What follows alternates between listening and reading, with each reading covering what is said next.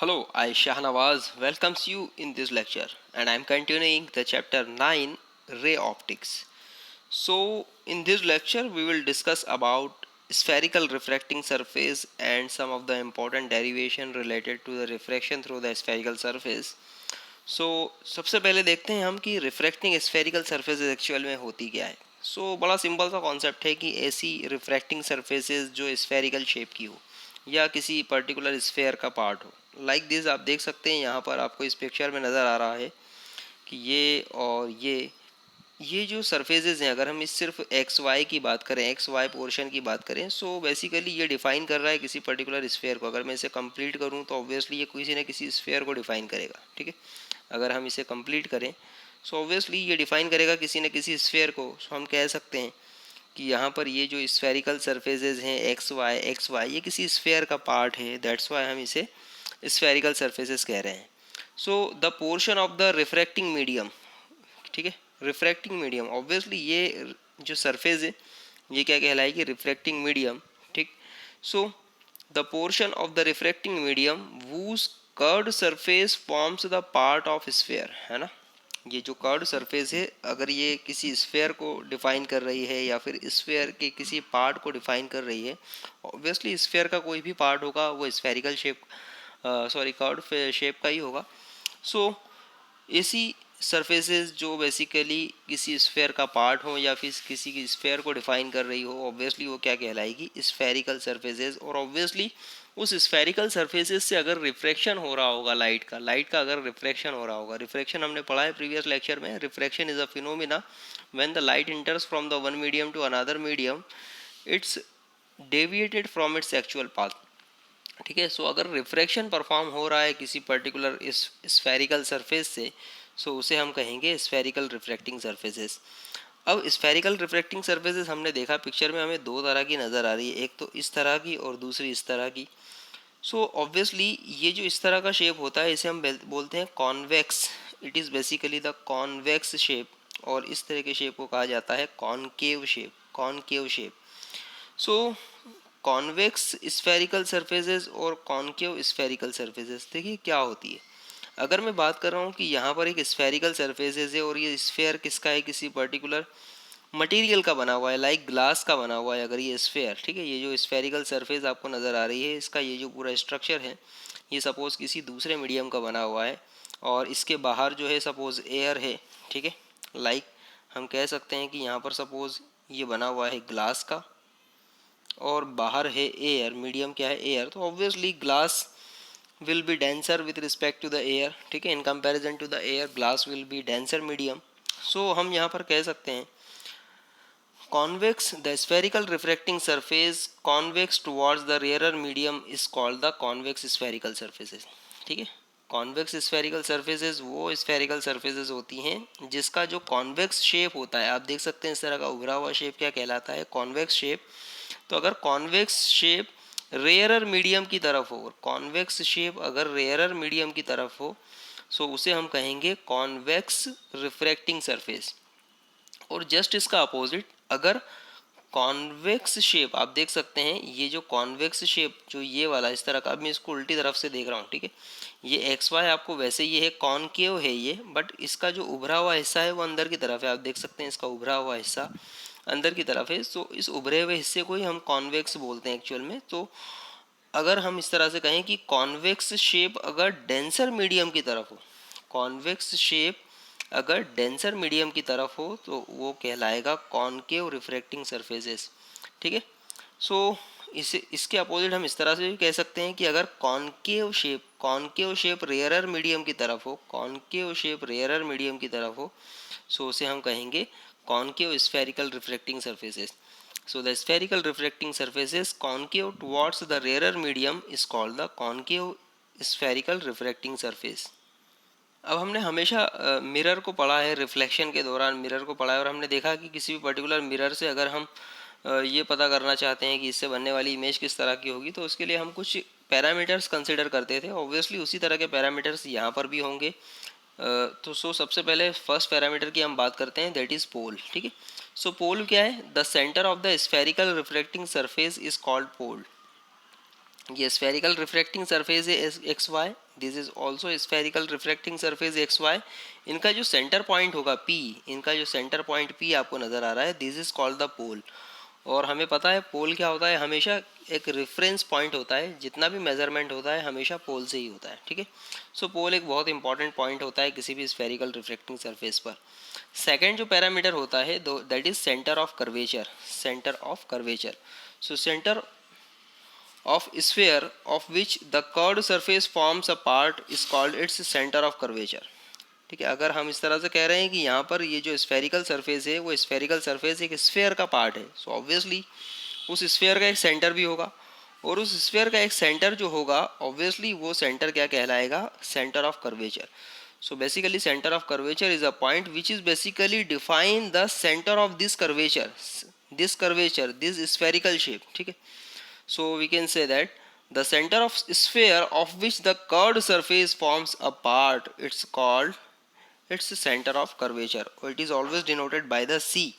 Centre of curvature को हमेशा C से डिफाइन किया जाता है। हम सिंपल वे में ये भी कह सकते हैं कि सेंटर ऑफ कर्वेचर क्या है। सो ऑब्वियसली ये जो स्फेरिकल सरफेस जिस भी स्फेयर का पार्ट है, जिस भी स्फेयर का पार्ट है ऑब्वियसली उसका जो सेंटर होगा वो क्या कहलाएगा, इसका सेंटर ऑफ कर्वेचर। थर्ड जो पैरामीटर है that is radius of curvature. अब ऑब्वियसली हम स्फेयर की बात कर रहे हैं, किसी भी स्फेरिकल सरफेस की बात कर रहे हैं, तो वहाँ पर रेडियस की बात भी करेंगे हम। सो रेडियस क्या होती है, obviously radius, the radius of the sphere of which the curved surface forms a part is called the radius of curvature, ठीक है। अब रेडियस ऑफ कर्वेचर क्या होगी, so radius of curvature basically radius होगी इस स्फेयर की। Obviously ये curved surface जो है या फिर जो स्फेरिकल सरफेस है ये जिस भी स्फेयर को डिफाइन कर रही होगी, जिस भी पर्टिकुलर स्फेयर को डिफाइन कर रही होगी उसकी रेडियस क्या कहलाएगी, रेडियस ऑफ कर्वेचर। या हम सिंपल वे में ये भी कह सकते हैं कि इस पोल से इस सेंटर ऑफ कर्वेचर की जो डिस्टेंस होगी, हम देख सकते हैं पोल से सेंटर ऑफ कर्वेचर की जो डिस्टेंस होगी that is called the radius of curvature and it is denoted by the capital R. इसे हम कहेंगे रेडियस ऑफ कर्वेचर और इसे डिफाइन किया जाता है कैपिटल आर से, आप देख सकते हैं यहाँ पर। नेक्स्ट होता है अपर्चर। अपर्चर बेसिकली एक तरह की ओपनिंग को डिफाइन करता है। अगर हम कह रहे हैं सिंपली कि ये रेडियस ऑफ या सॉरी स्फेरिकल रिफ्लेक्टिंग सरफेस है और स्फेरिकल रिफ्लेक्टिंग सरफेस क्या करेगी, लाइट का रिफ्रैक्शन परफॉर्म करेगी। सो ऑब्वियसली वो पूरा एरिया जहाँ से लाइट एंटर कर सकता है या फिर जहाँ से रिफ्रैक्शन पॉसिबल हो सकता है, फॉर एग्जांपल अगर मैं कह रहा हूँ कि यहाँ पर एक्स और वाई जो है स्फेरिकल रिफ्लेक्टिंग सरफेस है, सो एक्स से लेकर वाई तक का जितना भी पर्टिकुलर एरिया होगा इन इसके हर एक पर्टिकुलर पॉइंट से रिफ्रैक्शन पॉसिबल है। किसी भी पॉइंट पर इस एक्स और वाई के बीच में किसी भी पर्टिकुलर पॉइंट पर अगर कोई लाइट रे आएगी ऑब्वियसली उसका रिफ्रैक्शन होगा। सो ये क्या डिफाइन कर रहा है, एक्स वाई बेसिकली एक अपर्चर को डिफाइन कर रहा है, एक ओपनिंग को डिफाइन कर रहा है कि basically this spherical refracting surface is open for the light in this limit X to Y. So aperture क्या हो गया, this is the diameter of the spherical refracting surface. Simple way में इसे कहा जाता है कि इसका जो डायामीटर होता है, अगर सिंपल में एक्स से वाई की जो डिस्टेंस को मेज़र करूं, ऑब्वियसली एक स्ट्रेट लाइन को सिंपल वे में हम कंसिडर कर सकते हैं। यहाँ पर थोड़ी सी डिस्टर्ब सी बन रही है लेकिन आप कंसिडर कीजिए एक स्ट्रेट लाइन को। सो एक्स से लेकर वाई तक की जो भी डिस्टेंस होगी ऑब्वियसली ये इस एक्स वाई जो कर्व्ड सरफेस है इसके डायामीटर को डिफाइन करेगी। सो ये क्या कहलाएगा, एक्स वाई, ये सेंटर ऑफ कर्वेचर कहलाएगा, या सॉरी ये कहलाएगा अपर्चर कहलाएगा, this is called the aperture. So diameter of the spherical refracting surface is called its aperture. The line joining the points x and y represents the aperture of the spherical refracting surface. Now let's come to the next point, that is principal axis. So line passing through the pole and center of curvature of the spherical refracting surface is called its principal axis. So हम देख सकते हैं यहाँ पर principal axis कौन होगा, ये जो लाइन आपको नजर आ रही है, this line is basically called the principal axis. So the line passing through the pole and center of curvature, the line passing through the pole and the center of curvature is called the principal axis. So these are the some important parameters which are basically used to define any of the refracting surface or any of the spherical refracting surface, and it is these points are very important in the calculation of the different other parameters related to these kind of the spherical refracting surfaces. So now let's come to the new Cartesian sign conventions and assumptions. ठीक है, अब sign conventions के बारे में भी पता होना हमें ज़रूरी है. साइन कन्वेंशंस हमने ऑलरेडी मिरर्स में पढ़ा हुआ है, हम जानते हैं, हमने 10th क्लास में मिरर में पढ़ा है बेसिकली साइन कन्वेंशंस क्या होते हैं। सो जब भी हम बात करेंगे स्फेरिकल रिफ्रैक्टिंग सरफेसेस से इमेज फॉर्मेशन की, सो ऑब्वियसली वहाँ पर साइन कन्वेंशन काफ़ी इंपॉर्टेंट हो जाते हैं। So let's start with the new Cartesian sign convention and assumption for the spherical refracting surfaces. So देखिए क्या होता है, न्यू कार्टेशियन साइन कन्वेंशंस क्या होते हैं। पहला, all the distances are measured from the pole of the spherical refracting surface. जैसा मैंने कहा था कि पोल जो होता है वो एक तरह का रिफरेंस पॉइंट होता है, तो और जितना भी मेजरमेंट होता है, चाहे हमें इस स्फेरिकल रिफ्रैक्टिंग सरफेस के लिए ऑब्जेक्ट की डिस्टेंस पता करनी हो, इमेज की डिस्टेंस पता करनी हो, ठीक है, या जो भी पर्टिकुलर पैरामीटर हमें डिस्टेंस मेजर करना होगा, ऑब्वियसली उसका स्टार्ट जो होगा वो हमेशा पोल से ही होगा। हम पोल से ही हमेशा सारी डिस्टेंसेज मेजर करेंगे। सो all the distances are measured from the pole of the spherical refracting surfaces. Second, the distance measured in the direction of the incident light are taken positive and those measured in the direction opposite to the direction of incident light are taken negative. वो सारी distances जिसे हम incident light की direction में major करें। Let us consider कि suppose ये spherical reflecting surface है और लाइट जो है वो इस तरह से इस डायरेक्शन से आ रहा है। सो अगर हम मेजरमेंट इस डायरेक्शन में करेंगे लेफ्ट टू राइट, तो वो सारे मेजरमेंट हमारे पॉजिटिव होंगे, सारे मेजरमेंट हमारे पॉजिटिव होंगे। और सपोज लाइट की डायरेक्शन हम देख सकते हैं, जो रेड एरो से हमें नज़र आ रहा है, लाइट की डायरेक्शन ये है, और सपोज इसके अपोजिट डायरेक्शन में अगर हम मेजरमेंट करें, इसके अपोजिट डायरेक्शन में मेजरमेंट करें पी से, ठीक है, सो ये सारा की सारा जो मेजरमेंट होगा ये नेगेटिव कहलाएगा। So these are the sign conventions which are basically use to calculate the distance of the image, distance of the object and different different other parameters. Now कुछ एजम्पशंस हम हमेशा लेते हैं जब भी हम इसके कैलकुलेशन करेंगे या आगे हम इसके जो डेरिवेशंस देखेंगे उसमें हम कुछ एजम्पशन लेंगे। तो फर्स्ट एजम्पशन है basically the aperture of the refracting surface is small. हम हमेशा ये एज्यूम करेंगे कि ये जो अपर्चर है एक्स वाई की जो बीच की डिस्टेंस है, एक्स और वाई के बीच का जो भी डिस्टेंस है ये बहुत छोटा है, ठीक है, this is very small. Second, the object is a point object situated on the principal axis. जब भी हम किसी ऑब्जेक्ट की बात करेंगे, मतलब जब भी हम कोई कैलकुलेशन करेंगे और यहाँ पर हम हमेशा एक ऑब्जेक्ट को ज़रूर कैलकुलेट करेंगे या ऑब्जेक्ट को ज़रूर कंसिडर करेंगे, तो वो ऑब्जेक्ट हमेशा हम क्या एक पॉइंट ही कंसिडर करेंगे। हम किसी भी पर्टिकुलर हाइट का ऑब्जेक्ट ना लेते हुए हमेशा एक पॉइंट ऑब्जेक्ट लेंगे और ये ऑब्जेक्ट जो होगा वो हमेशा प्रिंसिपल एक्सिस पर ही होगा, ठीक है। हम ये एज्यूम करेंगे कि जो भी हमारा ऑब्जेक्ट है वो हमेशा कहाँ पर होगा, प्रिंसिपल एक्सिस पर होगा। इस तरह के एजम्पशन से क्या होगा कि हम जितने भी कैलकुलेशंस अभी करेंगे, फर्दर जो भी डेरिवेशंस हम देखेंगे वो हमारे डेरिवेशंस काफ़ी आसान हो जाते हैं और बहुत ईजी वे के अंदर हम इस तरह के एजम्पशन से इस पर्टिकुलर रिफ्रैक्टिंग सर्फेसेस के लिए डिफरेंट डिफरेंट पैरामीटर्स को कैलकुलेट कर पाते हैं और उनके बीच का रिलेशन फाइंड आउट कर पाते हैं। तो चलिए फर्स्ट डेरिवेशन देखते हैं हम लोग, refraction at the convex spherical surface, ठीक है।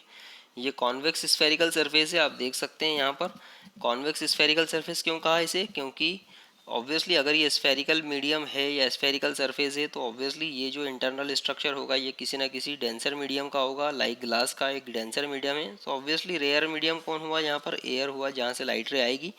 सो रेयरर मीडियम की तरफ कॉन्वेक्स शेप इसका है, इसलिए इसे हम क्या कहेंगे, convex spherical reflecting surface.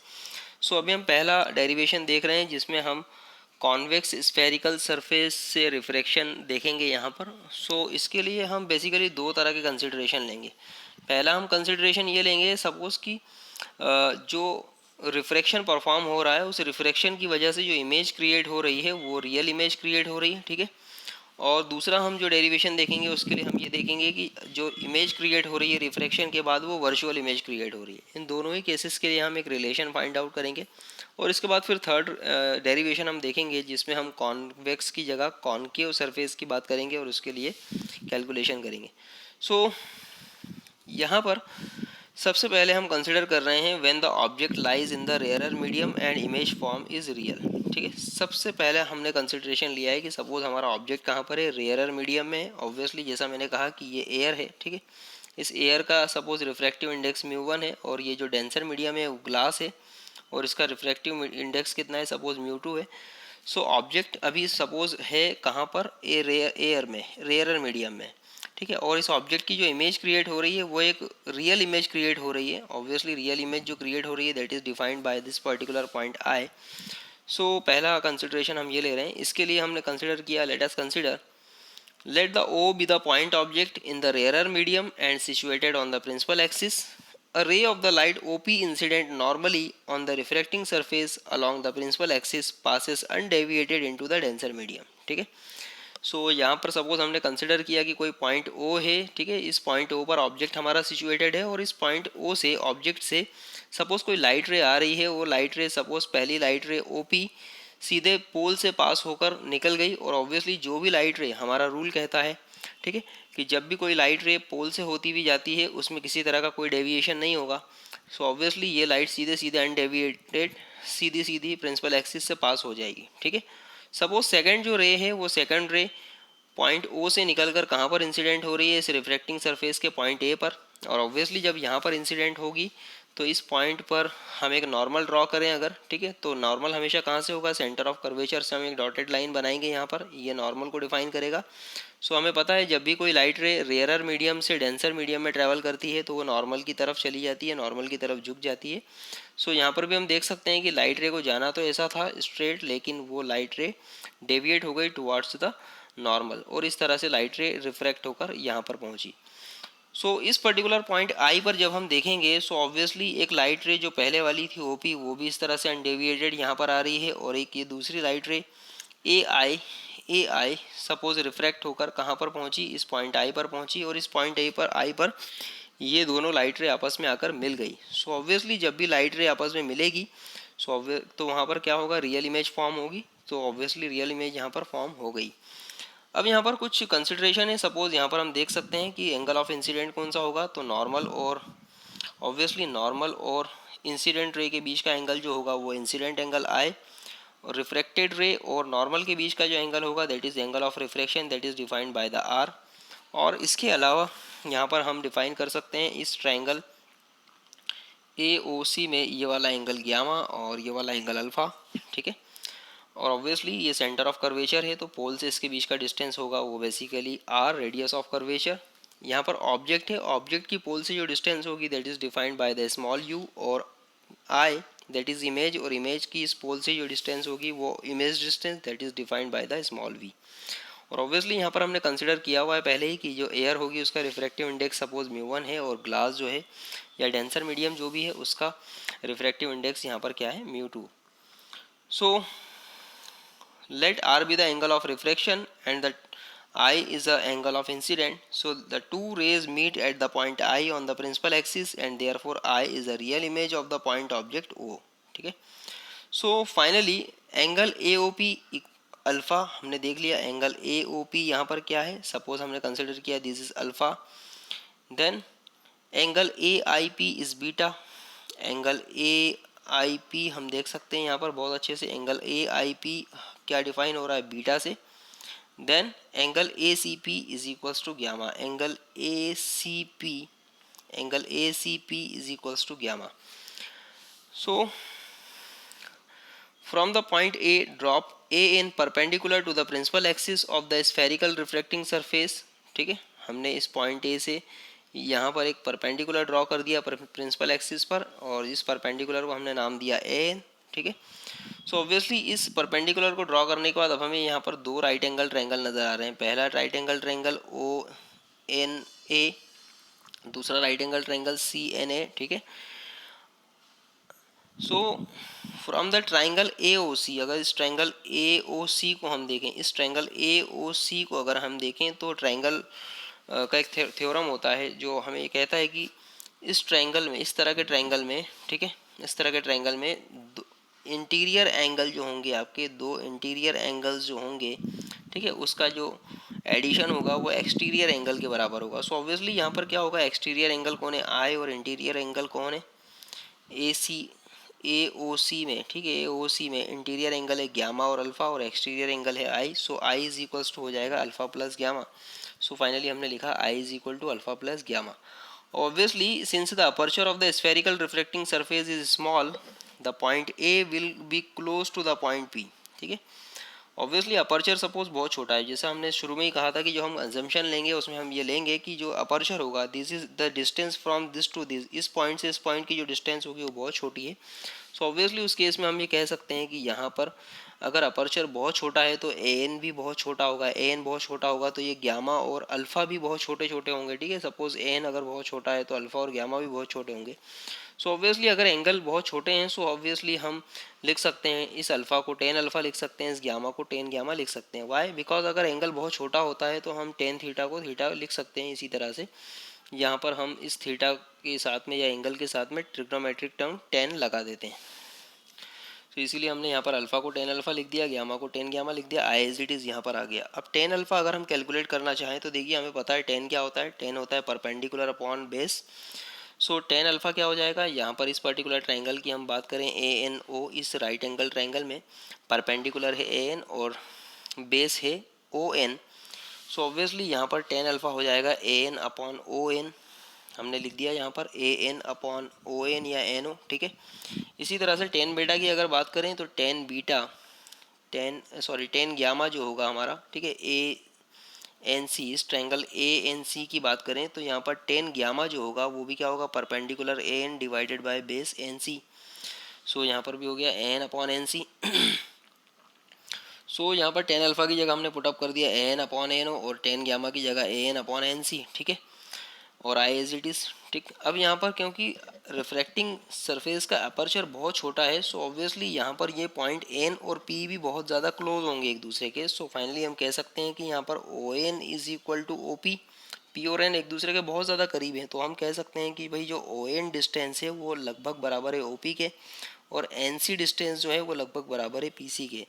So we can consider here NO is approximately equal to PO and NC is approximately equal to the PC। सो अब यहाँ पर हम NO की जगह PO पुटअप कर सकते हैं, NC की जगह PC पुटअप कर सकते हैं। सो हमने वही किया यहाँ पर I is equals to AN upon NO की जगह हमने पुटअप किया PO and AN upon NC की जगह पुटअप किया हमने PC। सो यहाँ पर अब इस इक्वेशन की अगर हम बात करें, ठीक है, सो पी और पी सी की वैल्यू हम यहाँ पर थोड़ी देर बाद अब पुटअप करेंगे। अब यहाँ पर एक और कंसिडरेशन लेंगे हम फ्रॉम द ट्रायंगल ए सी आई से। ट्रायंगल ए सी आई की अगर आप बात करें, ए सी आई आप देख सकते हैं ये वाला जो ट्रायंगल, ठीक है, हम एक्चुअली इस ट्रायंगल की बात कर रहे थे। इसमें से इतना पोर्शन एक ट्रायंगल हम कंसिडर कर चुके हैं। दूसरा ट्रायंगल हो गया हमारा ए सी आई, आप देख सकते हैं यहाँ पर ए सी आई। इस ए सी आई ट्रायंगल में ये वाला जो एंगल है that is angle of refraction R और ये वाला एंगल जो है वो है बी। अब इस ट्रायंगल की अगर हम बात करें तो इस ट्रायंगल में जो एक्सटीरियर एंगल होगा, इस एक्सटीरियर एंगल होगा वो होगा ग्यामा, ठीक है। सो ऑब्वियसली जैसा हमने कहा कि exterior angle gamma is equals to the summation of interior angle R plus beta. So हम यहाँ पर लिख सकते हैं gamma is equals to R plus beta, ठीक है, gamma is equal to R plus beta. So यहाँ से आर की वैल्यू निकाल सकते हैं, that has become gamma minus beta. अब ऑब्वियसली जैसा क्योंकि हमने कहा कि अपर्चर जो है वो बहुत ज़्यादा छोटा है, बहुत स्मॉल है, सो फाइनली हम यहाँ पर लिख सकते हैं ग्यामा की को टेन ग्यामा एंड बीटा को टेन बीटा। सो टेन ग्यामा और टेन बीटा की वैल्यू अब हम यहाँ पर कैलकुलेट इजीली कर सकते हैं। अगर ग्यामा की बात करूँ तो टेन ग्यामा क्या हो जाएगा, ऑब्वियसली यहाँ पर टेन ग्यामा इस केस में यहाँ पर इस ट्रायंगल को कंसिडर किया जाएगा और ये हमें बता रहा है it is basically perpendicular upon base A N upon N C. हमने लिख दिया टेन ग्यामा की value A N upon N C और N C is approximately equal to P C. अभी हमने कंसिडर किया हुआ है just N C is approximately equal to P C. So हमने यहाँ पर A N upon N C को A N upon P C लिख दिया। देन टेन बीटा की अगर हम बात करें सो टेन बीटा भी देख सकते हैं हम इस ट्रायंगल में अगर देखें ए एन आई ट्रायंगल में, सो टेन बीटा क्या हो जाएगा, परपेंडिकुलर अपॉन बेस। यहाँ पर परपेंडिकुलर क्या है ए एन और बेस हो गया एन आई, बेस हो जाएगा इसके लिए एन आई। सो हम यहाँ पर पुटअप कर सकते हैं बहुत easily A N upon A N आई, ठीक है, और एन आई को हम पी आई भी पुटअप लिख सकते हैं, ठीक है, क्योंकि एन और पी एक दूसरे से बहुत ज़्यादा क्लोज हैं। सो हम ए एन आई को यहाँ पर पी आई भी पुटअप कर सकते हैं। सो हमने वही किया, एन आई को हमने यहाँ पर पी आई पुटअप कर दिया। सो फाइनली हमारे पास आर की इक्वेशन और आई की इक्वेशन यहाँ पर आ गई है, मतलब इंसिडेंट एंगल और एंगल ऑफ रिफ्रैक्शन की वैल्यू यहाँ पर हमें मिल गई है, ठीक है। अब अगर हम रिफ्रैक्टिव इंडेक्स की बात करें so mu is a relative refractive index of the denser medium mu two with respect to the medium mu one. हम यहाँ पर रिलेटिव रिफ्रैक्टिव इंडेक्स की अगर बात करें तो सपोज म्यू क्या है, mu refractive index of the mu two है with respect to the refractive index of mu one, मतलब सिंपली हम कह सकते हैं mu is basically equal to the mu two upon mu one, ठीक है। सो फाइनली यहाँ पर हम लिख सकते हैं mu is equals to the mu two upon mu one. So हमें पता है बेसिकली स्नेल्स लॉ से म्यू इज इक्वल्स टू होता है sine I upon sine R, sine I upon sine R. So finally यहाँ पर हम लिख सकते हैं इसे म्यू वन, इसे हम सॉल्व अगर करें सो ये सॉल्यूशन जो हमें देगा वो mu one sine I upon mu into mu two sine R, ठीक है। इसका क्रॉस मल्टीप्लिकेशन करें, mu two sine R is equals to mu one sine I. अब यहाँ पर सिंपली हमें करना क्या है, क्योंकि एंगल्स बहुत छोटे हैं, अगेन हम वही कंसिडरेशन लेंगे कि क्योंकि एंगल्स बहुत छोटे हैं, अपर्चर बहुत छोटा है, ठीक है। अपर्चर छोटा होने की वजह से ये वाला एंगल भी छोटा होगा, ये वाला एंगल भी छोटा होगा, गामा भी छोटा होगा, बीटा भी छोटा होगा, इंसिडेंट एंगल भी छोटा होगा, एंगल ऑफ रिफ्लेक्शन भी छोटा होगा। सो फाइनली हम यहाँ पर हम लिख सकते हैं कि जब एंगल्स बहुत छोटे होते हैं तब sine theta is almost equal to theta. So इसी तरह से हम यहाँ पर भी कंसिडरेशन लेंगे कि हमारा जो साइन आई है, ठीक है, यहाँ पर sine I is equals to I हो जाए और sine R is equals to R हो जाए। तो म्यू वन साइन आई की जगह हम पुटअप कर सकते हैं only mu one I, and mu two sine R की जगह हम पुटअप कर सकते हैं म्यू टू आर। अब यहाँ से आई और आर की वैल्यूज हम पुटअप कर सकते हैं। आई और आर की वैल्यू, आई की वैल्यू हमने कैलकुलेट की थी A N upon P O plus A N upon P C, हमने डायरेक्टली पुटअप कर दिया यहाँ से। आई की वैल्यू को mu one as it is लिखा, ब्रैकेट में आई की value A N upon P O plus A N upon P C, and then sine R की जगह हमने सिर्फ आर पुटअप किया और आर की कैलकुलेशन हमने किया था A N upon P C minus A N upon P I. So A N upon P C minus A N upon P I, finally हमने वैल्यूज़ को पुटअप कर दिया है यहाँ पर। अब हमें पता है बेसिकली यहाँ पर ए एन कॉमन दिख रहा है, ऑब्वियसली ये कैंसिल आउट हो जाएगा। फाइनली म्यू वन का अंदर मल्टीप्लिकेशन होगा तो ये होगा mu one P O plus mu one upon P C equals to mu two upon P C minus mu two upon P I. अब यहाँ से जो म्यू पी सी वाली क्वांटिटीज़ हम उसको एक तरफ कर लें तो ये म्यू वन पी ओ और म्यू टू को पी आई को हम इधर ले आए तो ये हो गया mu one upon P O और mu two upon P I. यहाँ से mu two upon P C as it is है, माइनस में mu one upon P C को हम इधर ले गए तो फाइनली हमें ये इक्वेशन मिल गई, mu one upon P O plus mu two upon P I is equals to mu two minus mu one upon P C. ये फाइनल एक इक्वेशन हमारे पास आ गई। अब हमें करना कुछ भी नहीं है, यहाँ पर पी ओ पी आई और पी सी की वैल्यू पुटअप करनी है। सो पी ओ की अगर हम बात करें, सो पी ओ क्या है, यहाँ पर हम देख सकते हैं इस इक्वेशन में P O it is basically the distance of object. Distance of object है यहाँ पर यू, हमें क्लियरली दिख रहा है डिस्टेंस ऑफ ऑब्जेक्ट क्या है यहाँ पर यू। और इस डिस्टेंस ऑफ ऑब्जेक्ट की अगर हम बात करें तो हमने देखिए जैसा कहा था कि जितना भी हमारा मेजरमेंट होता है हम हमेशा कहाँ से करते हैं, पोल से करते हैं। सो यहाँ पर डायरेक्शन ऑफ इंसिडेंट रे क्या है, ये वाली इस तरह से, ठीक है। डायरेक्शन ऑफ इंसिडेंट रे है this one left to right, ठीक है। रे हमेशा इस डायरेक्शन लेफ्ट डायरेक्शन से राइट की तरफ आ रही है।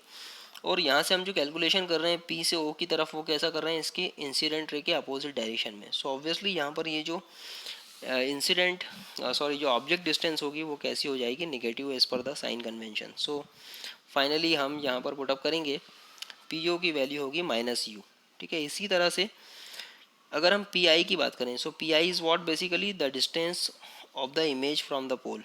इस इमेज आई पर हो रही है, इमेज आई पर फॉर्म हो रही है, इस आई पर फॉर्म होने वाली इमेज की डिस्टेंस अगर हम पोल से देखें, so this is basically the image distance. So distance between the pole and image is called the image distance. अब obviously image distance को भी अगर हमें मेज़र करना होगा तो हम पोल से ही करेंगे, तो पोल से मेज़र इस तरह से करेंगे इस डायरेक्शन में लेफ़्ट टू राइट, और डायरेक्शन ऑफ इंसिडेंट रे भी यही वाली है left to right. So obviously यहाँ पर ये जो मेजरमेंट होगा v जो होगा वो क्या होगा, positive, because we are calculating the distance in the direction of the incident ray. So finally यहाँ पर पी आई हो जाएगा P I is equals to V, ये क्या होगा, पॉजिटिव, हम देख सकते हैं यहाँ पर clearly. And then again the one more thing is remaining P C.